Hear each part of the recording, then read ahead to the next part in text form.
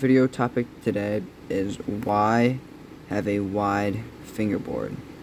Now, having a wide fingerboard may seem a little weird and a little obnoxious.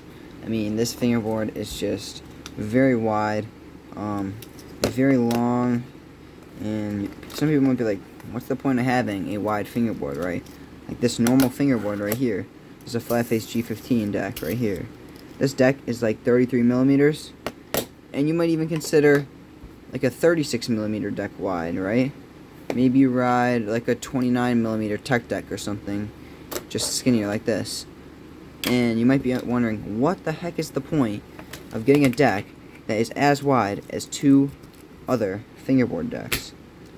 Now, me personally, the point I got this deck for is just that it's obnoxious, right? I mean, it's kind of obnoxious, but it's kind of fun, right? If you have like an obstacle and you just look at this thing compared to the obstacle, I mean, this board is almost as wide as the obstacle. And having a wide board like this just makes it so that it kind of changes up how you fingerboard, because you do have to flick a lot harder. You can get higher pop with this thing because it's just, the shape of it is just so unique. The tricks on this thing are just different, right? I mean, you ride something like this, a little deck, and you barely have to flick, and on this you have to flick as hard as you can just to even do half a kickflip. And it's just very unique, and just kind of like, someone sees this and be like, what the heck, what is that? It's probably why you clicked on this video.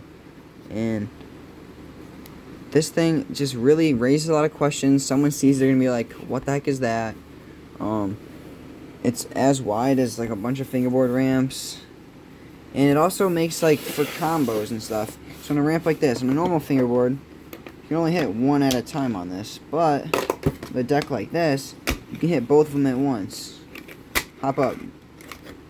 And it's just like, the width of this thing just makes this thing so you can do basically anything you want.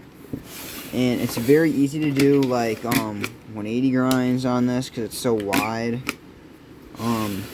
Certain tricks, if you just practice having stronger flicks, right? I mean, if you just flick harder, like when you go to flick, you really have to exaggerate it. But if you do that, you do have a lot more to land on and a lot more area to grind, like on a rail per se. Because if you go into the rail, come this way, hop on, you've got all this room right here to lock in. If you want to lock in, this is how pinched you can lock in on the rail. Very nice. And for 180 grinds too, you just hop up, 180, and you're in the grind already. And then on a normal fingerboard though, can't lock in as far. That's as far as you can lock in, right? And then 180 grinds, you have to land almost perfectly switch on those 180 grinds. So the trucks are like, the whole deck's backwards. So, I mean, all in all, this deck is just kind of, just for fun, just to mess around, just to have, you know what I'm saying? If you have like, I don't know, maybe you have like a fingerboard that you just keep for looks, or maybe you have one that you like it, so you just keep it instead of selling it. That's kind of what this is. I do actually ride this a lot. I've been kind of using it as my main lately. I got it a few days ago. Shout out to Caramel FB for the trucks and Oldwood fingerboards for the deck. You guys got any questions, like what I think of it after using it for a while, durability, any of the parts on this, let me know in the comments down below. I respond to every comment within a week. So yeah, thank you guys for watching.